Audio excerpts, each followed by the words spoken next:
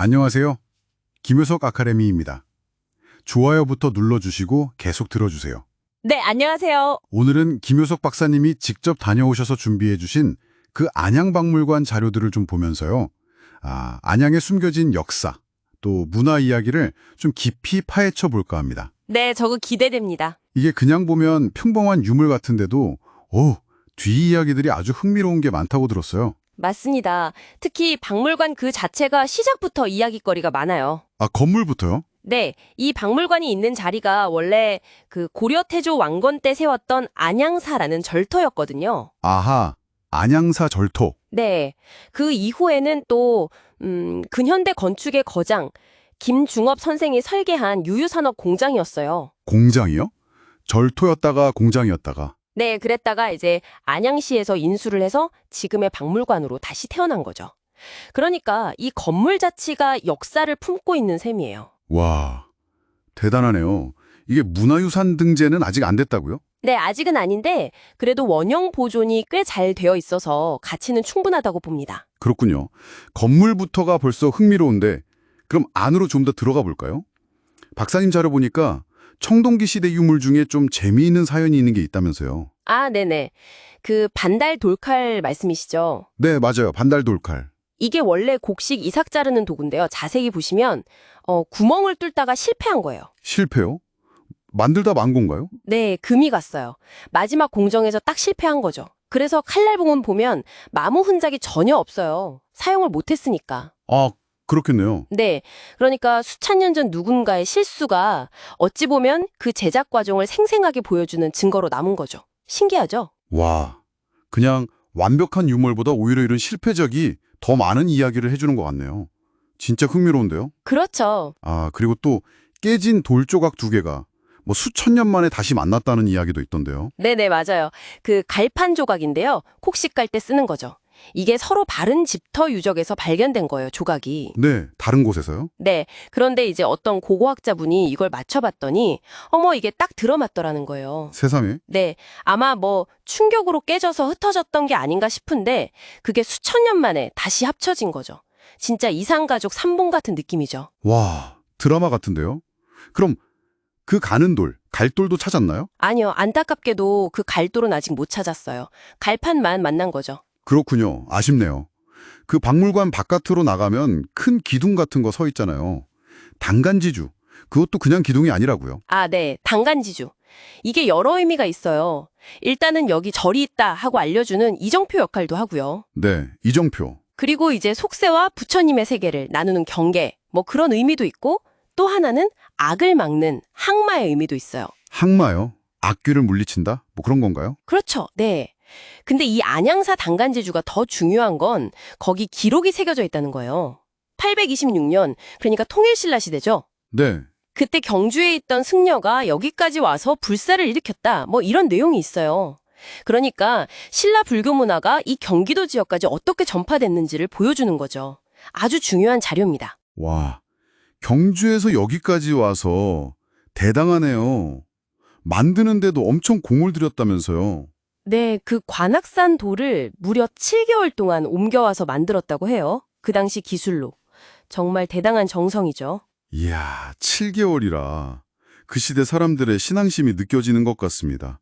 그리고 바위에 새겨진 종그림, 마해종도 있었어요. 그것도 인상 깊던데요. 네, 마해종. 그것도 좀 독특하죠.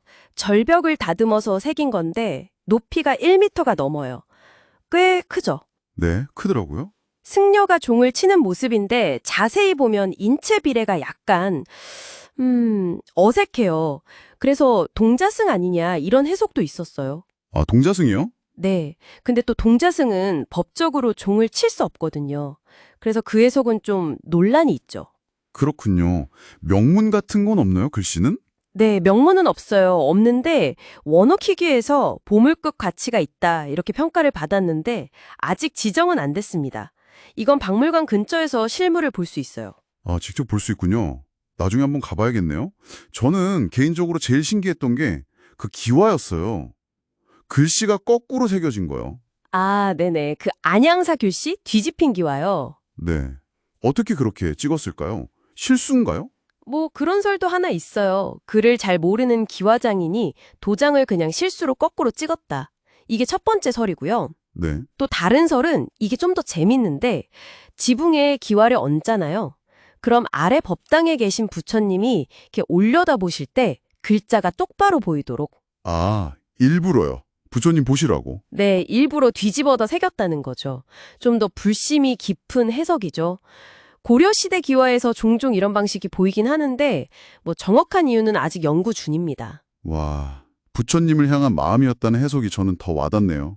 감동적인데요. 그렇죠. 마지막으로 그 옛날 그림 앨범 같은 거 삼성지첩 이야기도 좀 해주시죠. 이것도 중요한 자료라고요. 네, 삼성지첩. 이게 19세기 초에 도화서 화원이었던 박규준이라는 분이 그린 거예요.